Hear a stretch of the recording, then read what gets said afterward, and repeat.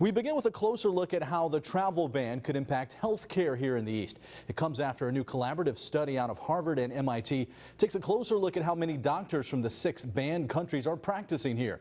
Our Josh Birch breaks down the study at a local level. Josh. Yeah, Ken, researchers found that doctors from the 6 banned countries see thousands of patients here in the East. In fact, areas in the East are the only place in the state with a higher than average number of doctors from the 6 countries. President Donald Trump's travel ban has been met with plenty of support and criticism, but few are paying attention to the impacts it could have on health care.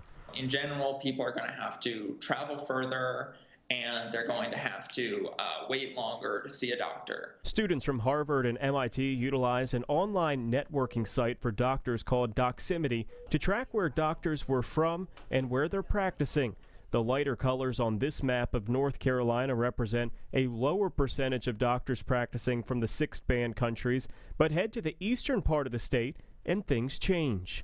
Goldsboro, Greenville, Washington area where there's sort of there's more of a concentration. Researchers found that in each of those areas, which covers most of the East, around 10 doctors from the banned countries were practicing medicine, accounting for up to 20,000 appointments each year. The more rural you go, the more likely that there's going to be physicians from those banned countries or other international countries. Dr. Herb Garrison from the Brody School of Medicine says students coming to America to study medicine do so with a J-1 visa.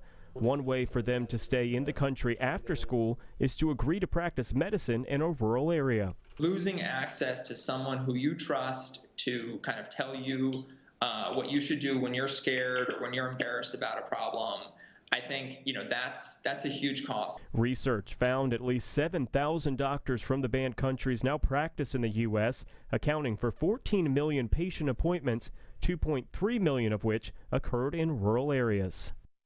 Garrison says they currently have 400 physicians in training at Brody, at least 3 of whom are from the banned countries. Some are concerned the ban may deter future students coming to the country from wanting to study and practice medicine here. To read that full study, you can visit WNCT.com.